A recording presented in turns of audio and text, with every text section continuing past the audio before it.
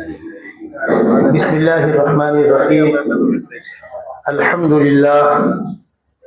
للہ وکفى وسلام علی عباده الذین اصطفى اما بعد فاعوذ باللہ من الشیطان الرجیم بسم اللہ الرحمن الرحیم هو الذی ارسل رسوله بالهدى ودین الحق لیظہرہ علی الدین کلہ صدق اللہ مولانا العلی العظیم۔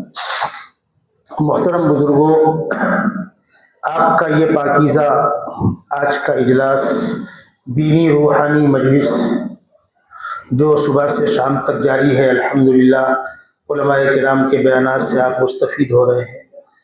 مجھے یہ عنوان دیا گیا ہے کہ آقا صلی اللہ علیہ وسلم کی بعثت کا مقصد کیا ہے۔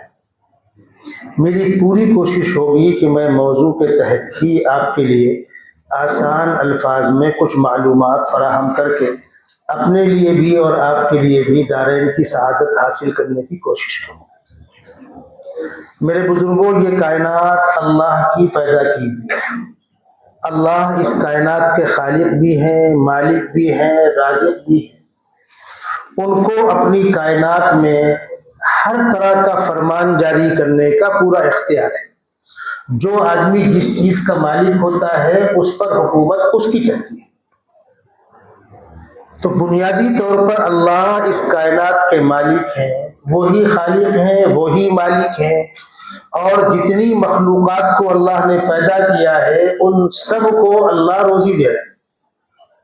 ہر مخلوق کو اس کی ضرورت کے مطابق، چیونٹی کھاتی ہے اپنے پیٹ کے بقدر، ہاتھی کھاتا ہے اپنے پیٹ کے بقدر۔ صبح بھوکے نکلتے ہیں، شام کو پیٹ بھرا لوٹ کر آتے ہیں۔ دریائی مخلوق کتنی بڑی بڑی مخلوق ہے، آج انسان جب دریاؤں میں جا رہا ہے تو اس کو سمجھ میں آ رہا ہے۔ اللہ اپنی اس کائنات کے مالک ہیں، ان کو اس کائنات پر اپنا فرمان جاری کرنے کا بجا طور پر مکمل اختیار ہے۔ اللہ تبارک و تعالیٰ نے انسانوں کو دنیا میں بھیجنے سے پہلے ہم تمام انسانوں کی روحیں جہاں پر جمع ہیں، کہاں جمع ہیں؟ آسمانی نظام میں، عالم بالا میں۔ ہمارے دنیا میں آنے سے پہلے ہم جہاں تھے، جہاں سے آ رہے ہیں وہ عالم بالا ہے، اور ابھی جہاں ہیں یہ عالم دنیا ہے۔ پھر ہماری آنکھ بند ہوگی، ہم دفن کر دیے گئے۔ آپ قبر میں دفن کریں، جلا دیں، بہا دیں، کوئی بھی شکل، آنکھ بند ہونے کے بعد کب تک؟ میدان محشر برپا ہونے تک۔ اس بیچ کے عرصے کو قبر کی زندگی اور عالم برزخ کہتے ہیں۔ بعض لوگوں کو غلط فہمی ہے، قبر میں رکھے جائیں گے تو قبر کی زندگی ہوگی اور جلا دیے گئے تو نادانی ہے۔ قبر کی زندگی سے مراد آنکھ بند ہونے سے لے کر میدان محشر برپا ہونے تک، جب سارے انسان دنیا میں آ جائیں گے اور سب فنا ہو جائیں گے۔ پہلا سور پھونکا جائے گا، وَنُفِخَ فِي الصُّورِ فَصَعِقَ مَنْ فِي السَّمَاوَاتِ وَمَنْ فِي الْأَرْضِ، سب کو موت طاری ہو جائے گی۔ ایک لمبا عرصہ گزرے گا اسی حال میں، پھر دوسرا سور پھونکا جائے گا، ثم نفخ فیہ اخری فاذا هم قیام ینظرون، اپنے اپنے مقام سے اٹھیں گے اور ایک بڑے میدان میں جمع ہوں گے۔ وہ میدان کہاں ہوگا اللہ بہتر جانتا ہے، کیوں؟ کائنات تو فنا ہو چکی ہوگی۔ آپ سوچئے 95 میں بمبئی میں آپ کا باندرا میں اجتماع ہوا تھا، بہت بڑا اجتماع تھا۔ کتنے لوگ تھے؟ 40 لاکھ 50 لاکھ۔ پورا مہاراشٹر تھا؟ نہیں، بمبئی کی آبادی 1 کروڑ سے اوپر، پھر پورا مہاراشٹر، پھر پورا ہندوستان، پھر آپ کا ایشیا، پھر دنیا۔ اور دنیا میں اس وقت کی آبادی اور آدم علیہ السلام سے لے کر آخری انسان تک کی آبادی کتنی ہوگی؟ تصور کیجیے۔ وہ سارے انسان ایک میدان میں جمع ہوں گے، وہ میدان محشر کہلائے گا۔ اس کی آپ تفصیلات سنتے رہتے ہیں۔ جن کی بائک روڈ میں پارکنگ سائڈ میں پارکنگ کی ہے وہ اٹھا لے، وہ ٹوشن والے آ رہے ہیں جو سب کی بائک، جن لوگوں کی بائکیں روڈ پہ کھڑی ہیں مناسب جگہ پر لگا لے، ورنہ ٹوچن والے لے کر جائیں گے، لگا کر آ جائیں۔ جی ٹھیک ہے، ٹھیک، بتا دیں، رہبری کر دیں، جا کر لگا کر آ جائیں۔ تو میں آپ کی خدمت میں یہ عرض کر رہا تھا کہ عالم چار ہیں، ایک عالم بالا، ایک عالم دنیا، ایک عالم برزخ، ایک عالم آخرت۔ ہم جب عالم بالا میں تھے، ہم تمام لوگوں کی روحوں کو خداوند قدوس نے مخاطب کر کے پوچھا، بندو دنیا میں بھیجوں گا تو مانو گے کس کی؟ ہم سب نے ایک زبان ہو کر کہا تھا آپ کی مانیں گے۔ اس عہد کو کہتے ہیں عہد الست۔ سورہ انفال میں قرآن نے اس کا تذکرہ کیا ہے، وَإِذْ أَخَذَ رَبُّكَ مِن بَنِي آدَمَ مِن ظُهُورِهِمْ ذُرِّيَّتَهُمْ وَأَشْهَدَهُمْ عَلَىٰ أَنفُسِهِمْ أَلَسْتُ بِرَبِّكُمْ قَالُوا بَلَىٰ۔ اس قول و قرار کے بعد ہم دنیا کے اندر بھیجے گئے، اس باؤنڈیشن کے بعد ہم اللہ کے احکامات کے ماننے کی دستخط کر کے، حلف دے کر، قول و قرار کر کے دنیا میں آئے۔ اللہ نے کیا کہا؟ میری مانو گے جنت دوں گا، نہیں مانو گے جہنم میں ڈھکیلوں گا۔ اسی بات کو قرآن میں بار بار کہا گیا ہے، اوفو بعہدی اوفی بعہدکم، اوفو بعہدی اوفی بعہدکم، تم میرا عہد پورا کرو میں تمہارا عہد پورا کروں گا۔ دوسرے مقام پر کہا ان اللہ اشتری من المؤمنین انفسهم واموالهم بان لهم الجنہ، اللہ نے ایمان والوں کے جان و مال کو خرید لیا ہے جنت کے بدلے میں۔ گویا کہ ہم اس بات کے پابند ہیں کہ اللہ کے احکامات پر عمل کرنا ہے، یہ طے ہو گیا۔ اب اگلا سوال پیدا ہوتا ہے کہ اللہ کے احکامات ہم تک پہنچیں گے کیسے؟ ہم اللہ کو دیکھیں گے؟ ان آنکھوں سے اس دنیا میں اللہ کا دیدار ممکن نہیں۔ آنکھیں کمزور ہیں، آنکھیں پڑ جائیں گی، برداشت نہیں کر سکتے۔ جس طریقے سے ہائی ٹینشن پاور کو آپ چھوئیں گے تو بسم ہو جائیں گے، کمی ادھر نہیں ادھر ہے۔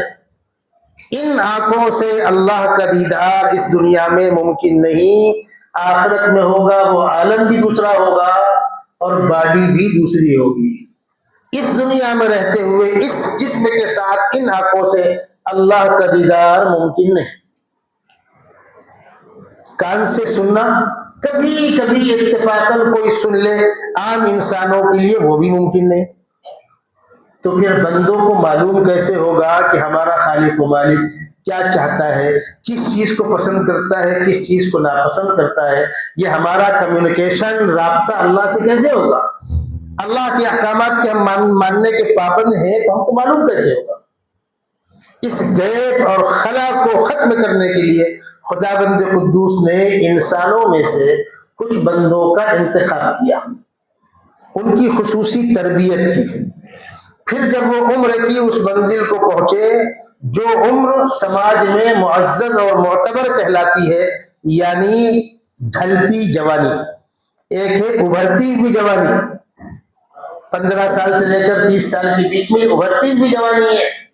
اس میں انسان جھوٹ نہ بھی بولے، زنا نہ بھی کرے، حرام نہ بھی کھائے، لیکن سماج میں ہوتا ہے نوعمری ہے۔ جب جوانی ڈھلتی ہے تو سماج میں اس کو ایک وقار ملتا ہے۔ یہ عمر ہوتی ہے 40 سال کی عمر۔ خداوند قدوس نے انبیاء کرام کو عام طور پر 40 سال کی عمر میں نبوت سے سرفراز فرمایا۔ جن بندوں کا انتخاب کر کے تربیت کی گئی وہ بندے نبی کہلائے، اللہ کا جو پیغام ان پر اترا وہ پیغام وحی کہلایا، اور جو فرشتہ لے کر آیا وہ لے کر آنے والا فرشتہ جبرائیل امین، فرشتوں کے سردار۔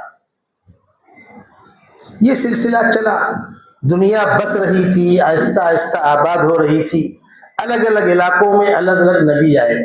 پہاڑ کے اس پار دوسری قوم، اس پار دوسری قوم، دریا کے اس پار دوسری قوم، اس پار دوسری قوم، بیک وقت 150 میل کے فاصلے میں 10 20 نبی ہوتے تھے۔ بلکہ ایسا بھی ہوتا تھا کہ ایک گاؤں میں 1 سے زائد نبی ہوتے تھے۔ آپ کو تعجب ہوگا، ایک بستی میں 1 سے زائد نبی، اگلی بات سنیے، ایک چھت کے نیچے 1 سے زائد نبی ہوتے تھے۔ اب تو آپ کو لگے گا مولوی صاحب کو زیادہ ہی بول رہے ہیں، سنیے۔ سیدنا ابراہیم علیہ السلام نبی ہیں، ان کے 2 بیٹے نبی ہیں، سیدنا اسماعیل بھی نبی ہے، سیدنا اسحاق بھی نبی ہے۔ وہ مکے میں آ کر رہتے ہیں تو یہاں والا بیٹا بھی نبی ہے، اور شام میں فلسطین میں رہتے ہیں تو وہاں کا بیٹا بھی نبی۔ حضرت اسحاق کے بیٹے ہیں تو یعقوب نبی ہیں، ان کے بیٹے حضرت یوسف نبی ہیں، باپ بیٹا پوتا پر پوتا، تو باپ بیٹے گھر میں نہیں ہوتے۔ حضرت داؤد بھی نبی ہے، حضرت سلیمان بھی نبی ہے، باپ بیٹے ہوئے کہ نہیں ہوئے؟ حضرت زکریا بھی نبی، حضرت یحییٰ بھی نبی ہے، باپ بیٹے ہوئے کہ نہیں ہوئے؟ حضرت موسیٰ بھی نبی ہے تو ہارون بھی نبی ہے، بھائی بھائی نبی ہوئے کہ نہیں ہوئے؟ اور یہ دونوں نبی تو ایک ساتھ بھیجے گئے ہیں، اذهبا الى فرعون انه طغى فقولا له قولا لینا، تسنیہ کا صیغہ استعمال ہو رہا ہے، تم دونوں جاؤ۔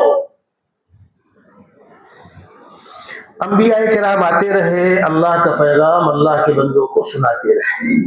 عام طور پر امت ناکارہ تھی، نافرمان تھی، نبی کی بات نہیں مانتی تھی، نبی اپنا کام پورا کر کے گئے۔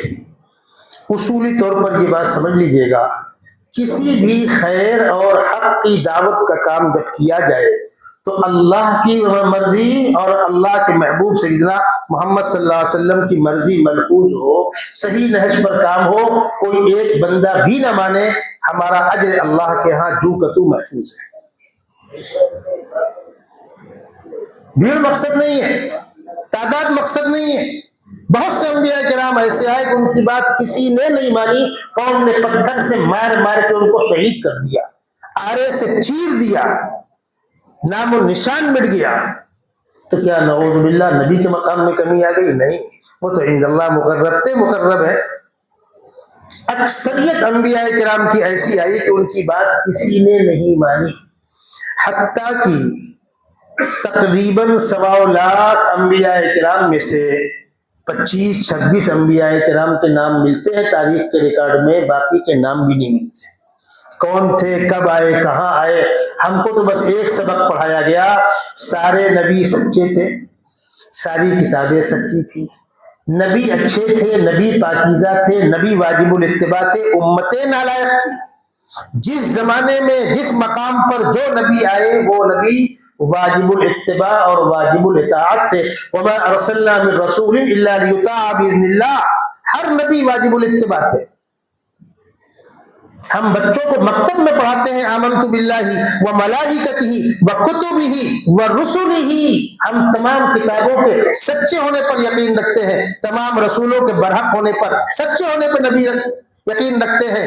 انبیاء سچے تھے، امتیں نالائق تھی، امتوں نے دین کو ضائع کیا، کتابوں کو بھی ضائع کیا، انبیاء کرام کی تعلیمات کو بھی ضائع کیا۔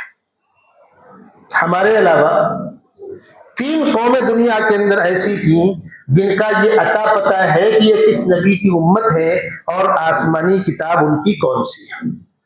باقی تو انبیاء کی امت بھی موجود ہے۔ سیدنا نوح علیہ السلام ان کی امت نہیں ہے، ابراہیم علیہ السلام کی الگ سے کوئی امت نہیں ہے، حضرت صالح کی امت نہیں ہے۔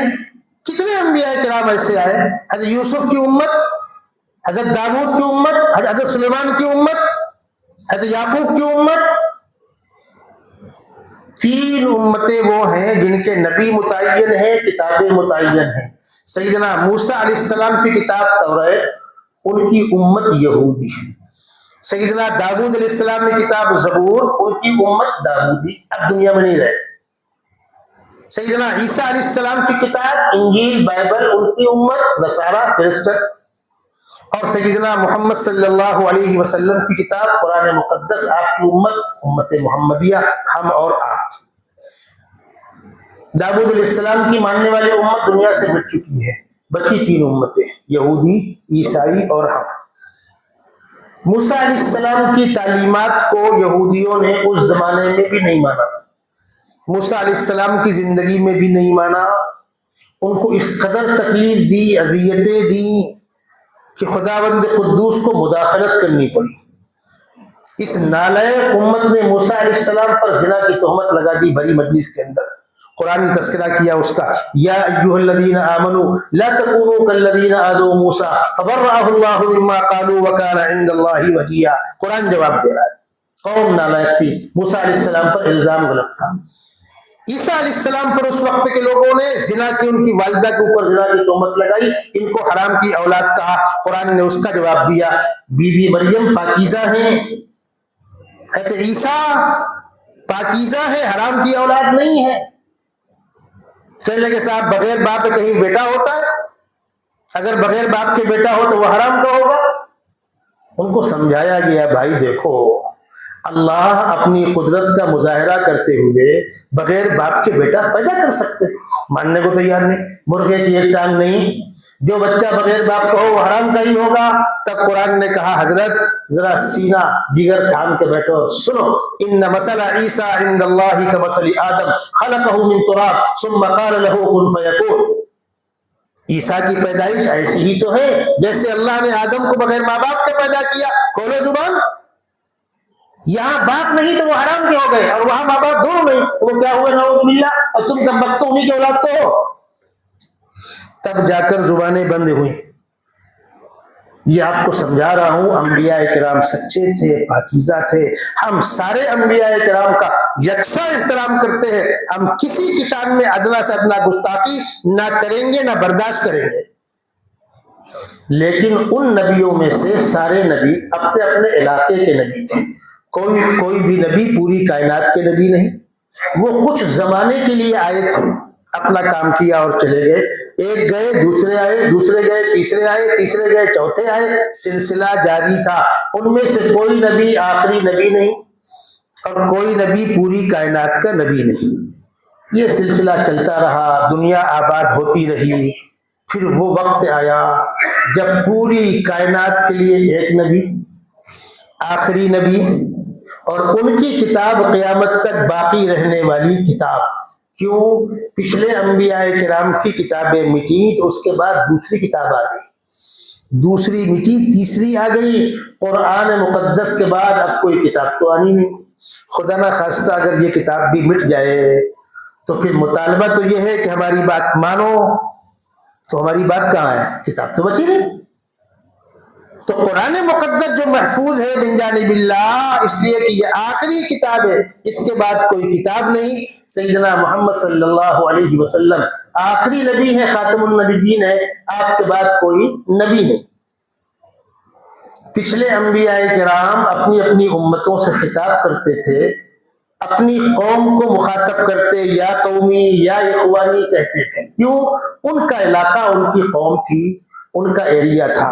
سیدنا محمد صلی اللہ علیہ وسلم کے یہاں کوئی قوم مخاطب نہیں ہے، کوئی علاقہ مخاطب نہیں ہے، یا اہل مکہ یا اہل مدینہ یا اہل قریش، یہ صیغہ ہمارے یہاں نہیں ہے۔ یہاں کیا ہے؟ یہ ہے سننے کی چیز۔ یہاں کیا ہے؟ قل یا ایھا الناس انی رسول اللہ الیکم جمیعا، اے سارے لوگوں، مشرق سے مغرب تک، شمال سے جنوب تک، حتیٰ کہ اگر یہ انسان اس دھرتی کو چھوڑ کر کہیں اور جا کر بچ جائے، چاند میں، کسی اور سیارے میں، آقا صلی اللہ علیہ وسلم کی تعلیم اور دعوت کا میدان وہ بھی ہوگا۔ یہ فرق ہے۔ پچھلے نبی زمانی نبی تھے، وقتی نبی تھے، علاقائی نبی تھے، آقا صلی اللہ علیہ وسلم قیامت تک کے لیے نبی ہے، آپ کے بعد کوئی نبی نہیں، قرآن مقدس کے بعد کوئی کتاب۔ خداوند قدوس نے آپ کو نبوت سے سرفراز فرمایا تو ارشاد فرمایا هو الذی ارسل رسولہ بالہدی ودین الحق لیظہرہ علی الدین کلہ۔ اللہ نے اپنے محبوب صلی اللہ علیہ وسلم کو ہدایت اور دین حق دے کر بھیجا، اب آپ کا یہ پیغام تمام دینوں پر غالب آئے گا، اب یہ سکہ چلے گا قیامت تک، ان الدین عند اللہ الاسلام۔ آقا صلی اللہ علیہ وسلم کی آمد، آپ کی بعثت کے بعد اب پچھلے کسی نبی کی تعلیمات پر عمل نہیں ہوگا۔ کیوں؟ دو وجوہات سے، ذرا پڑھ لیجیے گا، بہت غور سے آپ سنیے گا، اس لیے کہ جن کو چوٹ پڑتی ہے ان کو تلملاہٹ بہت ہوتی ہے، کیا وہ اللہ کا بھیجا ہوا دین نہیں تھا؟ وہ نبی برحق نہیں تھے؟ موسیٰ علیہ السلام کی تعلیمات پر عمل کیوں نہیں ہوگا؟ عیسیٰ علیہ السلام کی تعلیمات پر عمل کیوں نہیں ہوگا؟ دو وجوہات سے، کچھ بچا نہیں وہاں پر، نہ کتاب محفوظ ہے، نہ تعلیمات محفوظ ہے، نہ معجزہ محفوظ ہے۔ پیش کرو کیا کرتے ہو بھائی؟ نبی کی دعوت کے پیچھے نبی کے اوپر کتاب اترتی ہے، وہ نبی کی زندگی، وہ نبی کا معجزہ، وہ پچھلے کسی نبی کا معجزہ محفوظ نہیں، پچھلے کسی کی نبی کتاب محفوظ نہیں ہے، ان کی زندگیاں محفوظ نہیں ہے، کیا پیش کرو گے پیغام میں؟ ایک بات دوسری بات یہ ہے کہ آقا صلی اللہ علیہ وسلم کو خداوند قدوس نے قرآن مقدس میں تشبیہ دی ہے سورج سے. یا ایھا النبی انا ارسلناک شاہدا ومبشرا ونذیرا وداعیا الی اللہ باذنہ وسراجا منیرا. آپ روشن چراغ ہیں, روشن سورج ہیں آپ. اب آپ بتائیے, رات کی تاریکی میں تارے نظر آتے ہیں, لیکن صبح نمودار ہوتے ہی کہاں گئے تارے؟ سورج کی روشنی نکلنے کے بعد تارے کہاں گئے؟ ان کی چمک جو کی تو ہے, لیکن سورج کی روشنی کے سامنے اب تاروں کی روشنی نظر نہیں آتی ہے. ہر شخص سمجھ سکتا ہے. آپ زیرو کے بلب لگا دیجئے, اس کے بعد 1000 پاور کے 4 فوکس لگا دیجئے, تو زیرو کے پاور سے کیا دکھ رہا ہے؟ دکھے گا. سیدنا محمد صلی اللہ علیہ وسلم سراجا منیرا ہے. اچھا, اس بات کو مسلمان تسلیم کریں گے, دوسروں پر کیسے مسلط کریں گے آپ؟ یہ تو آپ کا قرآن کہہ رہا ہے, ہم نہیں مانتے. آئے گی بات؟ نہیں آئے گی. تو اس غلط فہمی کا ازالہ بھی کیا گیا. ان امتوں سے کہا گیا دونوں آنکھیں کھولو اور دیکھو. معراج کے سفر میں اللہ کے نبی صلی اللہ علیہ وسلم مکہ المکرمہ سے فلسطین تک گئے ہیں سواری کی پیٹھ پر بیٹھ کر, براق کی پیٹھ پر. یہ سفر اسرا کہلاتا ہے, زمین پر چل کر بائی روڈ. پھر وہاں سے آسمانی سفر شروع ہوا اوپر کا عروج والا, وہ معراج کہلاتا ہے. یہ اسرا کہلاتا ہے, وہ معراج کہلاتا ہے. جب آپ مکے سے بیت المقدس پہنچے تو وہاں سارے انبیاء کرام موجود تھے. بھائی نماز پڑھا دی جائے, صفے لگا لو. صفے لگ گئی, امامت کون کرے گا؟ جبرائیل امین نے آپ کا ہاتھ پکڑا, آگے کھڑا کر دیا. آپ نے امامت کی ہے اور سارے انبیاء مقتدی بنے ہیں. یہ عمل کیوں کرایا گیا؟ ان انبیاء کی امتوں سے کہا گیا دیکھ لو, تم کیوں پٹ پٹ کر رہے ہو؟ تمہارے بڑے حضرت تو ان کو اپنا امام مان رہے ہیں. خداوند قدوس کا فیصلہ ہے اور سارے انبیاء تسلیم کر رہے ہیں. ایک بات. دوسری بات یہ ہے کہ انسانیت کے لیے عقیدت کا محور, عقیدت کا نقطہ, عقیدت کا مرکز 2 مقام تھے, یا تو بیت المقدس یا خانہ کعبہ. تمام انبیاء کرام کے یہاں قبلہ یا تو وہ یا تو یہ. آپ کے معراج کے سفر میں ان دونوں منزلوں کو جمع کر دیا گیا. جس کا مرکز عقیدت خانہ کعبہ ہو وہ بھی دیکھے, اور جس کا مرکز عقیدت بیت المقدس ہو وہ بھی دیکھے. سفر معراج میں اس منزل کو بھی شامل کیا گیا, اس منزل کو بھی شامل کیا گیا, اس لیے کہ آخری پیغمبر کسی ایک کے نہیں, سب کے.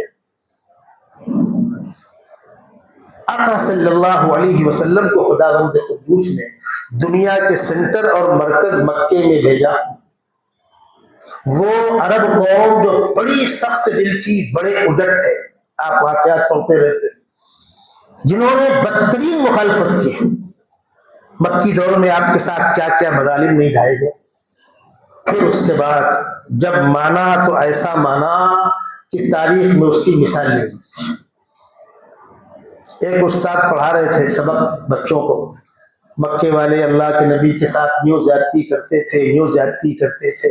تو بیچارہ ایک بنگالی طالب علم اس سے برداشت نہ ہوا, جذبات میں کھڑا ہو گیا. بولے حضرت خداوند قدوس کو اپنے محبوب صلی اللہ علیہ وسلم کو مکے میں نہیں ہمارے بنگالے بھیجنے کا تھا, ہم سب مان لیتا. تو استاد نے فرمایا صبح مانتا شام کو انکار کر دیتا. آپ فرق سمجھیے. آپ چلے جائیں جوہو میں, جا کر ریت پر لکھ دیجئے میں بمبئی کا مالک ہوں, میں بمبئی کا میئر ہوں, میں مہاراشٹر کا سی ایم ہوں. لکھ دیجئے آپ ریت میں, ہوا کا جھونکا آئے گا اور مٹ جائے گا.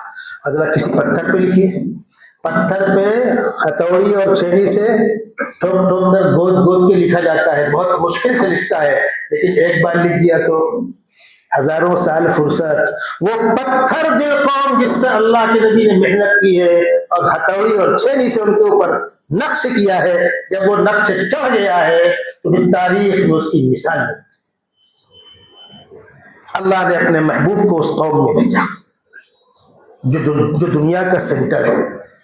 آقا صلی اللہ علیہ وسلم مکہ المکرمہ میں اللہ کا پیغام اللہ کے بندوں کو سنا رہے ہیں, مخالفتیں ہو رہی.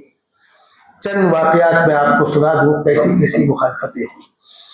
جب آپ نے عام دعوت کا اعلان کیا صفا پہاڑی پر کھڑے ہو کر تو خاندان کے لوگوں نے مخالفت شروع کی، آپ کو برا بھلا کہنا شروع کیا، آپ کے اوپر کچرا پھینکا، راستے میں کانٹے بچھائے، آپ نماز پڑھ رہے ہیں تو آپ کے اوپر اونٹ کی اوجھڑی لا کے رکھ دی۔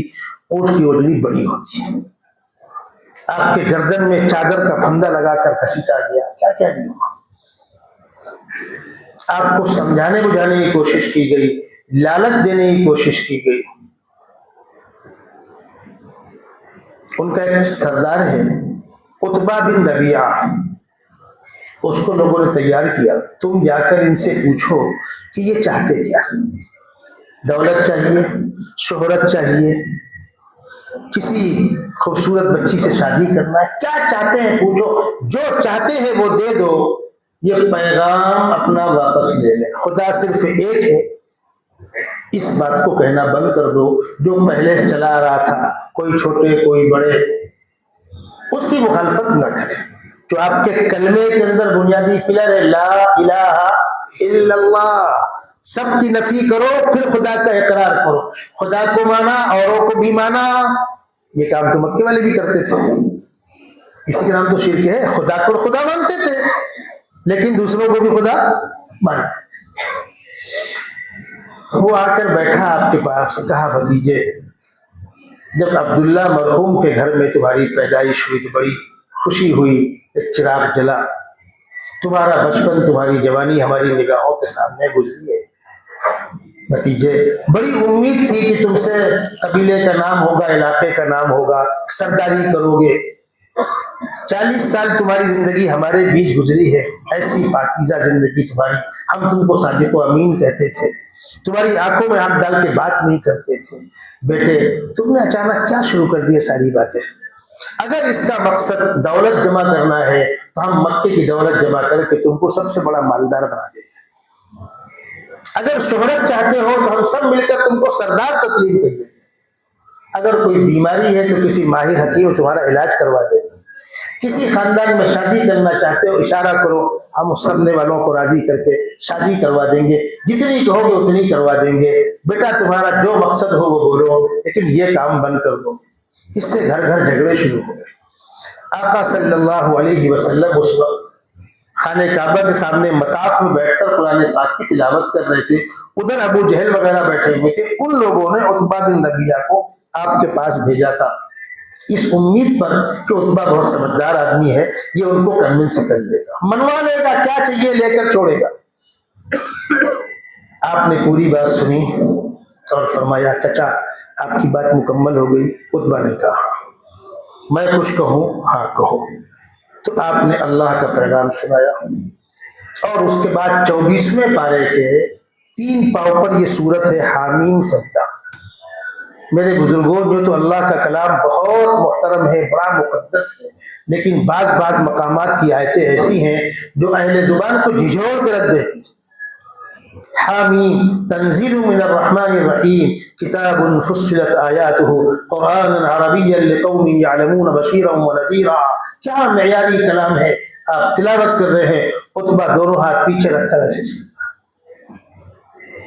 پڑھتے پڑھتے آپ پہنچے اس آیت پر، کون سی آیت؟ فَإِنْ أَعْرَضُوا فَقُلْ أَنذَرْتُكُمْ صَاعِقَةً مِثْلَ صَاعِقَةِ عَادٍ وَثَمُودَ۔ اگر یہ لوگ نہیں مانتے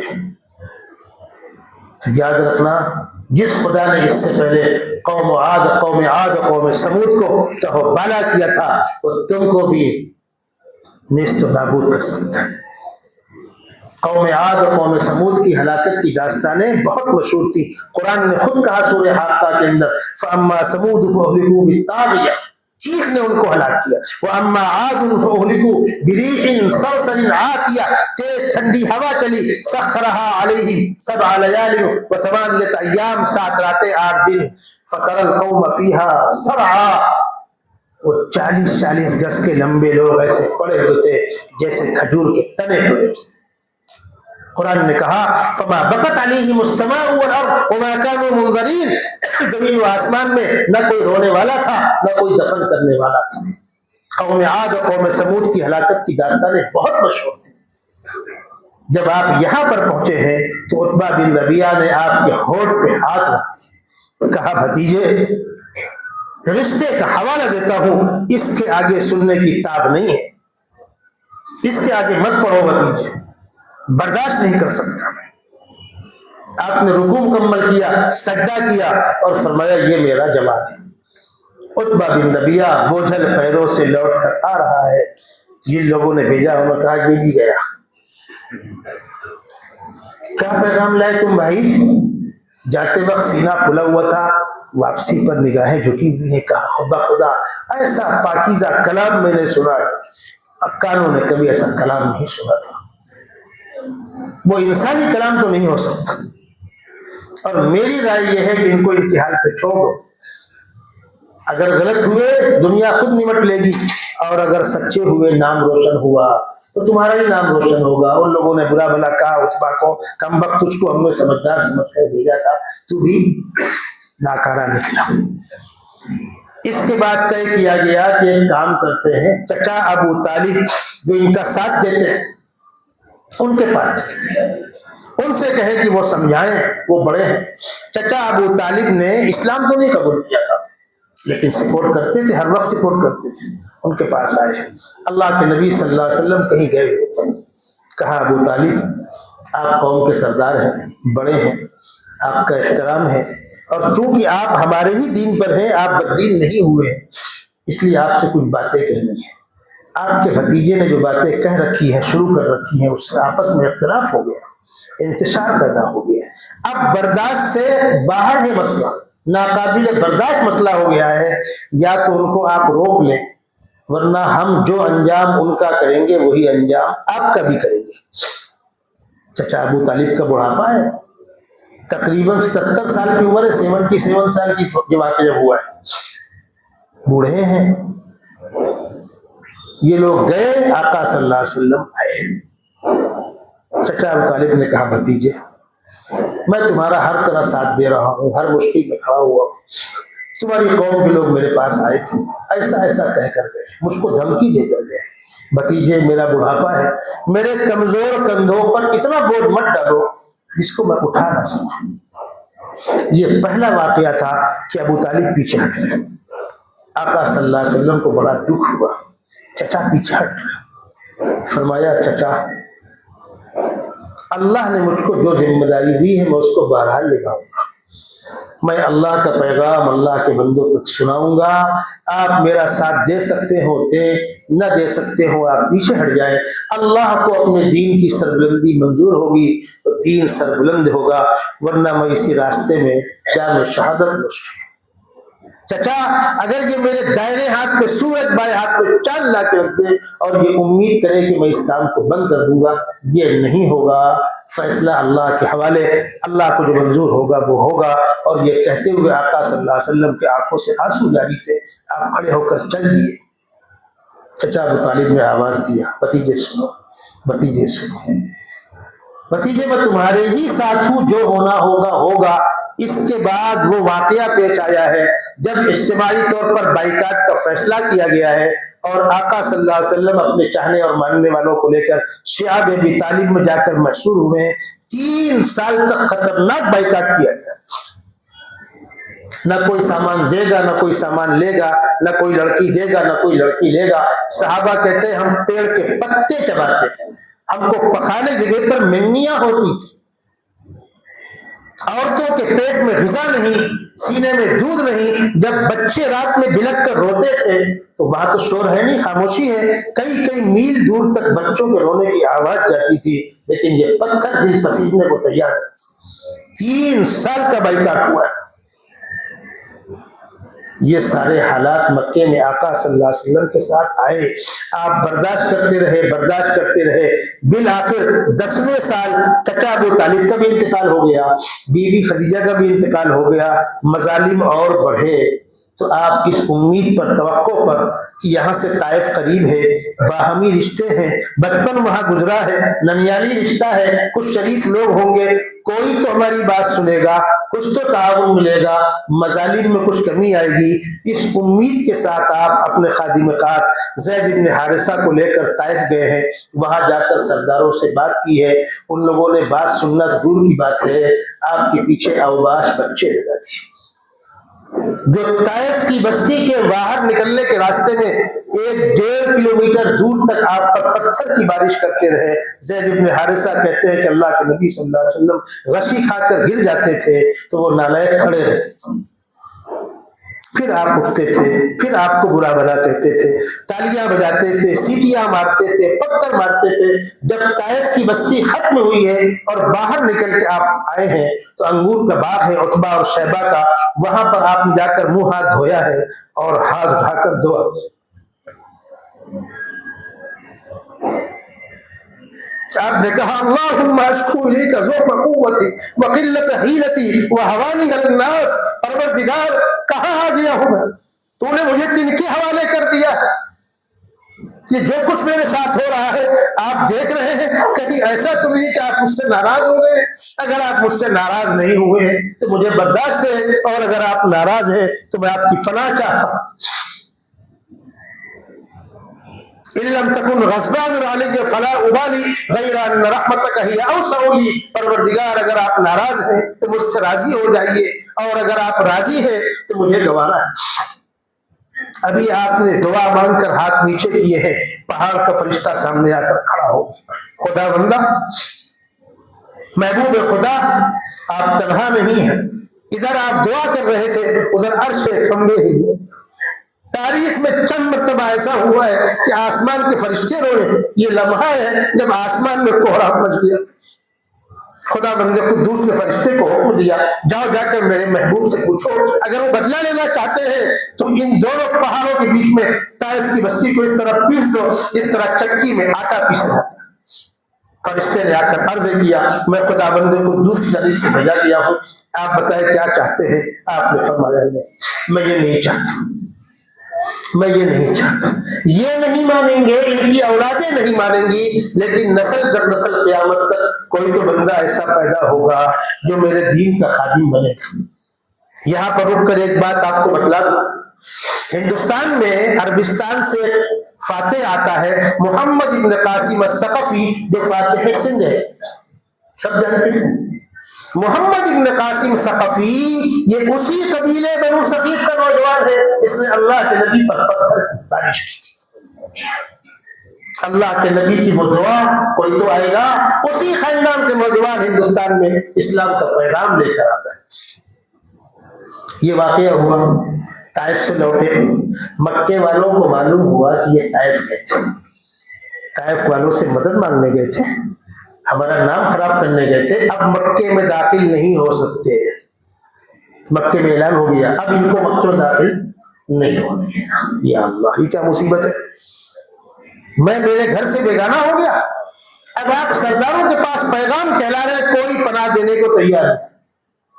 ایک شخص جو اس وقت کافر تھے، مطعم ابن عدی، ان کے پاس آپ نے پیغام کہلایا، انہوں نے کہا ٹھیک ہے میں آپ کو پناہ دیتا ہوں، اپنے لڑکوں کو لیا، ہتھیار لگایا اور اعلان کیا کہ میں نے محمد صلی اللہ علیہ وسلم کو پناہ دی ہے، خبردار کوئی ان کے شان میں گستاخی مت کرنا، اس حال میں آپ واپس مکے لوٹ کر آئے۔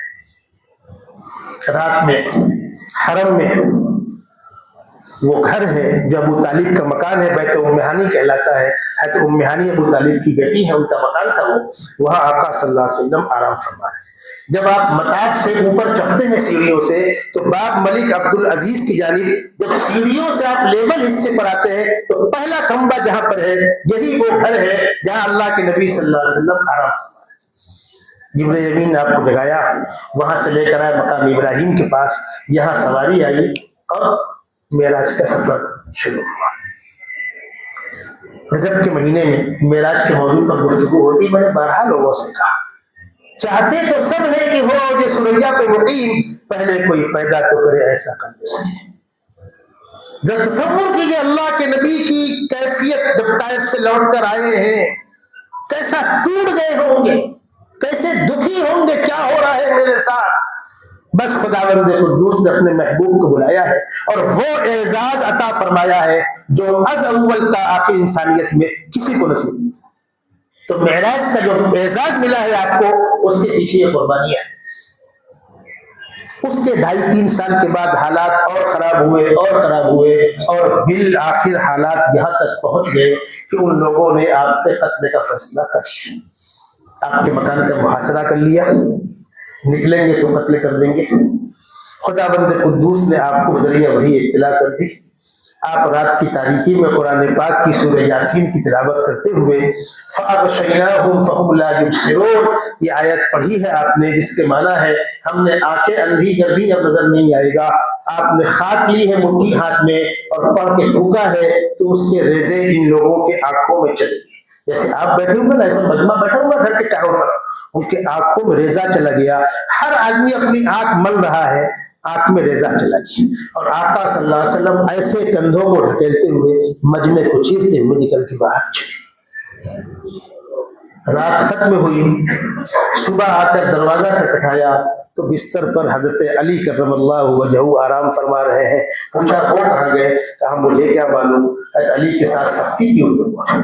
لیکن انہوں نے کہا مجھے کوئی پتہ نہیں، کہیں گئے میں یہاں لیٹا ہوں. آقا صلی اللہ علیہ وسلم نکلے ہیں تو مکے والوں نے آپ کا پیچھا کیا. 3 دن تک آپ غار ثور میں روپوش رہے ہیں، پھر وہاں سے مدینہ منورہ روانہ ہوئے.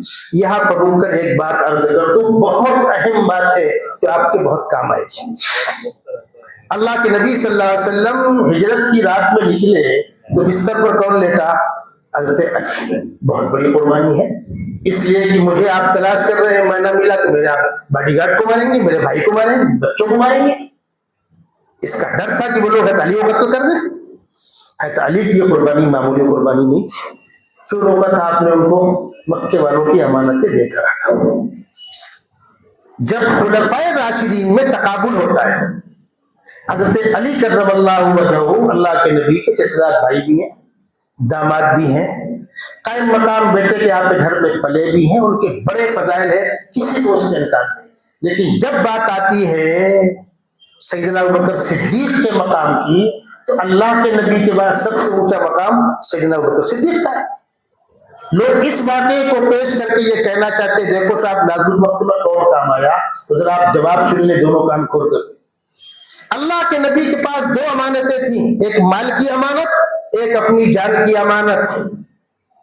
ایک مال کی امانت، ایک اپنی جان کی امانت. مال کی امانت کس کے حوالے کی؟ حضرت علی کرم اللہ وجہہ کے. اور جان کی امانت کس کے حوالے کی؟ ابوبکر صدیق کے. اگر مشرکین مکہ غار ثور کے اندر تک پہنچ جاتے ابوبکر کو چھوڑتے ہیں؟ یہ میں نے ایک واقعہ سنایا آپ کو ضمناً. ان حالات میں اللہ کے نبی صلی اللہ علیہ وسلم کے 13 سال مکہ المکرمہ میں گزر گئے. دشمنوں نے جان تک کو لینے کی کوشش کی.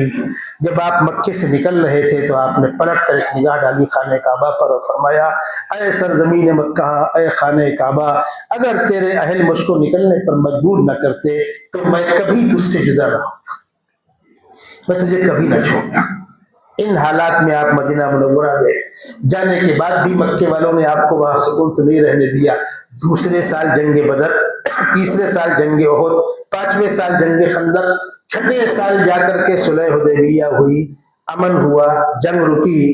اور اس کے بعد اللہ کے نبی نے مختلف علاقوں اور قبائل میں اپنے نمائندے بھیجے، دین کا پیغام سنایا. الحمدللہ 2 سال میں تعداد اتنی زیادہ ہو گئی کہ جب مکے والوں نے عہد شکنی کی تو پھر آپ نے مکے سے مدینے سے نکل کر مکہ المکرمہ کا محاصرہ کیا اور مکہ فتح ہوا. تو جو آج کا عنوان ہے کہ اللہ نے اپنے آخری پیغمبر سیدنا محمد صلی اللہ علیہ وسلم کو بھیجا، تو کیوں بھیجا؟ هو الذی ارسل رسولہ بالہدی ودین الحق لیظہرہ علی الدین کلہ.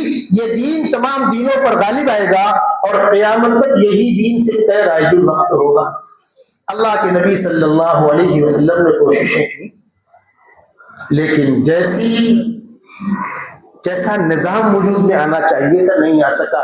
خطہ حجاز میں ہی اسلام کا پرچم لہرا رہا ہے، نہ روم فتح ہوا ہے، نہ فارس فتح ہوا ہے، نہ دنیا کے دیگر خطوں میں اسلام کا پیغام پہنچ رہا ہے۔ سن 8 میں مکہ فتح ہوتا ہے، فتح مکہ کے بعد فوراً غزوہ حنین ہے، اس کے بعد غزوہ تبوک ہے، پھر آپ نے سفر حج کیا ہے اور ذی الحجہ میں حج ہوتا ہے، محرم صفر ربیع الاول میں آپ کا بلاوا آ گیا ہے۔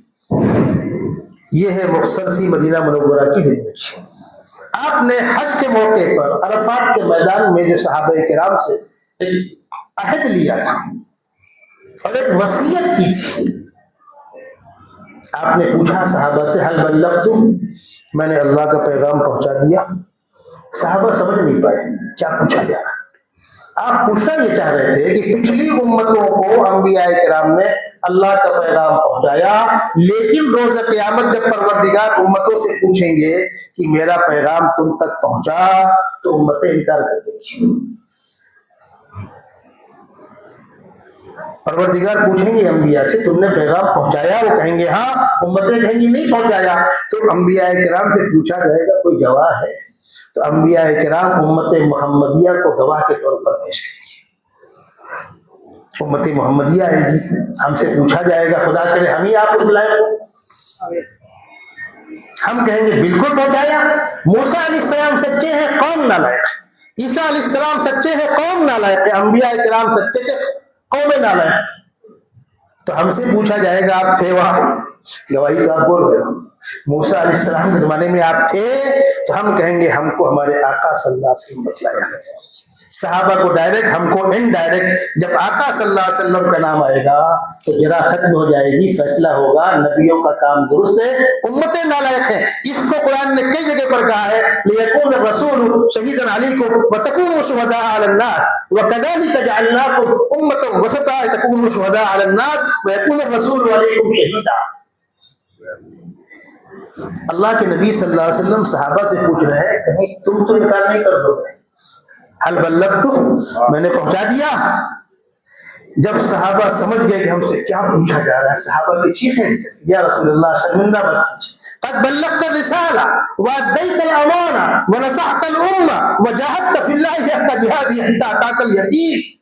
آپ نے امت پر ایسے احسانات کیے ہیں، ایسی قربانیاں دی ہیں جو آپ پر لاگو نہیں تھا۔ قرآن کہہ رہا ہے کلا انہا تذکرہ فمن شاء ذکر لست علیہم بمسیطر الا من تولی وکفر۔ اے ہمارے محبوب آپ پہنچا رہے، کم وقت مانے نہ مانے باڑ میں، واللہ الغنی وانتم الفقراء، جو مانے گا اس کی مرضی، نہیں مانے گا اس کی مرضی، خدا تمہارا محتاج نہیں ہے۔ پھر آپ نے فرمایا صحابہ سے فَلْيُبَلِّغِ الشَّاهِدُ الْغَائِبَ فَلْيُبَلِّغِ الشَّاهِدُ الْغَائِبَ۔ میں نے کوشش کی لیکن اللہ کا پیغام کائنات میں نہیں پہنچ سکا، تم میں جو لوگ موجود ہو وہ ان لوگوں تک پہنچا دینا جو یہاں موجود نہیں ہیں۔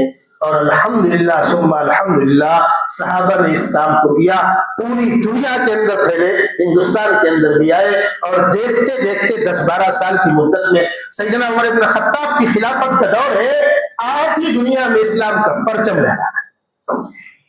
آج اگر تجزیہ کیا جائے انسانیت کی تاریخ میں سب سے کامیاب انسان، تو سب سے اوپر نام آئے گا سیدنا محمد صلی اللہ علیہ وسلم۔ اس چھوٹی سی مدت میں پوری دنیا کے اندر انقلاب برپا کیا ہے۔ وہ دانائے سبل ختم الرسل ملائک میں جس نے غبار راہ کو بخشا، نگاہ غبار راہ کو بخشا، فروغ وادی سینہ، نگاہ عشق بستی میں وہی اول وہی آخر، وہی قرآن وہی فرقہ، وہی یاسین وہی طٰہٰ۔ دوسرا شاعر کہتا ہے وہ دانائے سبل ختم الرسل محبوب سبحانی، جلائی کفر کی ظلمت جس نے شمع ایمانی، عطا شاہوں کو درویشی کی درویشوں کو سجا۔ آپ کے خلفاء دنیا کے اندر جو نظام پیش کیا، ابھی چند دنوں پہلے کی بات ہے، ایک غیر مسلم نے مجھ سے پوچھا تمہارے رہبر، تمہارے ہادی فاتح عرب، ان کا مکان کیسا تھا؟ آپ بھی سن لیجیے، ان کا مکان کیسا تھا؟ بتلایا کچا تھا، جھوپڑا تھا، پہنتے کیا تھے؟ سادہ لباس، کھاتے کیا تھے؟ ایک وقت کھاتے ایک وقت بھوکے، بستر کیسا تھا؟ چٹائی پہ سوتے تھے۔ آخری وقت ہے جو گھر میں چراغ میں تیل نہیں ہے تو اس کے آنکھوں سے آنسو جاری ہے۔ ایسا انسان جھوٹا کیسے ہو سکتا ہے جس کے ہاتھوں کروڑوں کروڑوں درہم و دینار تقسیم تقسیم ہوئے ہو، نہ بیٹیوں کو کچھ دے رہا ہے، نہ دامادوں کو کچھ دے رہا ہے، نہ خاندان میں کچھ چھوڑ رہا ہے، نہ بیویوں کو کچھ دے رہا ہے، دنیا سے خالی ہاتھ جا رہے ہیں، ایسا انسان لوٹا کیسے ہو سکتا؟ ابوبکر صدیق کھاتے کیا تھے، پہنتے کیا تھے؟ عمر فاروق کھاتے کیا تھے، پہنتے کیا تھے؟ یہ ساتھی زندگی ہزار دلیلوں پر بڑی دلیل ہے میرے بزرگوں۔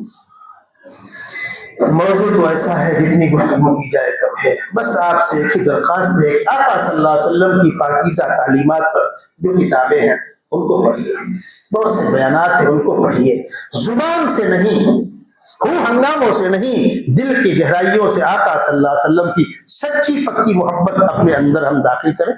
آپ کی ازواج مطہرات کی پاکیزہ زندگیوں پر مشتمل کتابیں ہیں، ہر زبان میں، اردو میں ہے، ہندی میں ہے، انگلش میں ہے، لا کر گھر میں بچیوں کو مستورات کو دیں، پڑھیں۔ یہ خرافات کا دور ہے، کھانا پکانے کے بعد خالی گیم کھیلنا ہے، موبائل کے اندر گندگی دیکھنی ہے۔ جب آخرت کی فکر ہوگی، دینی لگاؤ ہوگا، دین سے لگاؤ ہو، دیندار لوگوں سے لگاؤ ہو، اللہ کے نیک بندوں سے لگاؤ ہو، اور اس قسم کی مجلسیں مردوں کی الگ عورتوں کی الگ بار بار منعقد کی جائے تو انشاءاللہ زندگی کے اندر ایک جوش ولولہ، ایک امنگ پیدا ہوگی۔ اللہ تبارک و تعالی ہم کو ان باتوں پر عمل کرنے کی توفیق عطا فرمائے۔